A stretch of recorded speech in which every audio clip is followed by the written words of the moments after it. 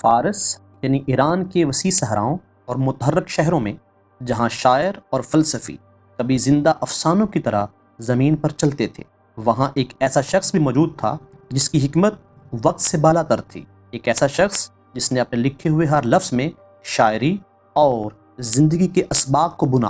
اس شخص کا نام تھا شیخ سعدی آف شیراز۔ سعدی 1210 کے آس پاس ابو محمد مصلح الدین بن عبداللہ شیرازی کے نام سے شیراز میں پیدا ہوا۔ شیخ سعدی فارسی تاریخ کے سب سے زیادہ قابل احترام شاعروں، مفکرین اور عملی داناؤں میں سے ایک ہیں۔ وہ 13ویں صدی میں پیدا ہوئے، یعنی ایک ایسا وقت جب دنیا جنگوں، فتوحات اور سلطنتوں کے عروج و زوال کی وجہ سے انتشار کا شکار تھی، لیکن افراتفری کے اس عالم میں سعدی کی آواز دانشمندی، ہمدردی اور گہرے مشاہدے سے گونجنے لگی۔ سعدی کے ابتدائی سال دانشوروں کے درمیان گزرے، کیونکہ شیراز علم اور ثقافت کا مرکز تھا۔ سعدی کے علم کی پیاس بچپن سے ہی واضح تھی۔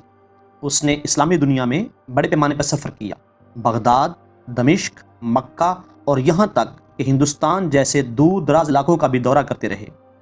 اس نے زندگی کے تمام شعبوں کے لوگوں سے ملاقات کی، بادشاہوں اور بھکاریوں سے، علماء اور کسانوں سے۔ ان تجربات نے سعدی کو صرف ایک شاعر کے طور پر ہی نہیں بلکہ ایک عملی مفکر کے طور پہ تشکیل دیا۔ اس کی تخلیقات محض تجریدی خیالات کی عکاسی نہیں کرتی بلکہ زندگی کی حقیقتوں سے گہرائی تک جڑی ہوئی ہیں۔ زندگی کے تجربے سے اس نے دنیا کی خوبصورتی اور تکالیف دونوں کو دیکھا تھا۔ سعدی کی دو سب سے مشہور تصانیف گلستان اور بوستان ہیں، جبکہ بوستان زیادہ روحانی نوعیت کی ہے، جو اخلاقیات، انصاف اور حکمرانی کی عکاسی کرتی ہے۔ گلستان کہانیوں کا ایک سلسلہ پیش کرتی ہے جو گہری اخلاقیات کو ظاہر کرتی ہے اور عملی اسباق خوبصورت فارسی نثر میں لکھے گئے ہیں۔ یہ کتاب آج بھی پوری دنیا میں زیر مطالعہ ہے۔ گلستان میں سعدی لکھتے ہیں، تھوڑے اور تھوڑے اکٹھے ہو کر بہت زیادہ بن جاتے ہیں۔ گودام میں ایک ہی اناج کا ڈھیر ہوتا ہے اور قطرہ قطرہ ہی اس زندگی کی سمجھ کو سمیٹتا ہے۔ حکمت بڑی چمک میں نہیں آتی بلکہ تجربات کے چھوٹے لیکن مستقل جمع ہونے سے آتی ہے۔ سعدی کی زندگی مسلسل سیکھنے سے عبارت تھی۔ اس نے بغداد کے نظامیہ اسکول سے تعلیم حاصل کی، جو اس وقت کے سب سے باوقار اداروں میں سے ایک تھا، لیکن سعدی کا خیال تھا کہ حقیقی حکمت صرف کتابوں سے نہیں بلکہ انسانیت کو دیکھنے اور سمجھنے سے حاصل ہوتی ہے۔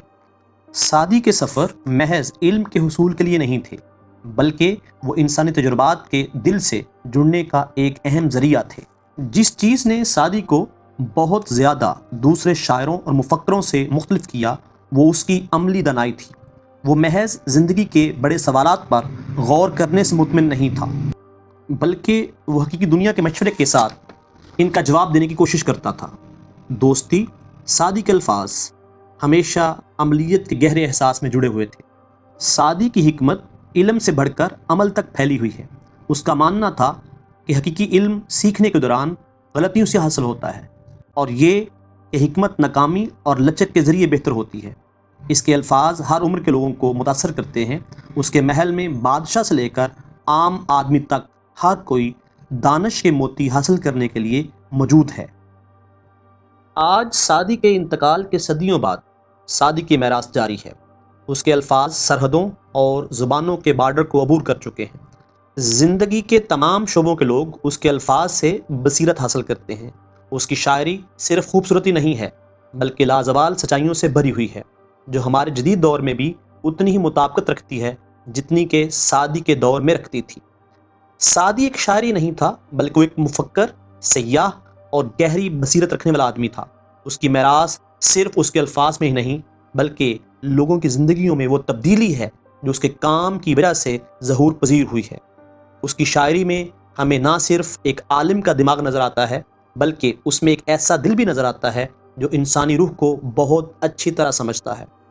یوں کہہ لیجئے سعدی اس پیچیدہ دنیا کو شعور عطا کرنے والا ایک مینارہ تھا، ہے اور ہمیشہ رہے گا۔ Thanks for watching. Don't forget to like, comment and subscribe for more curious stories from history and beyond.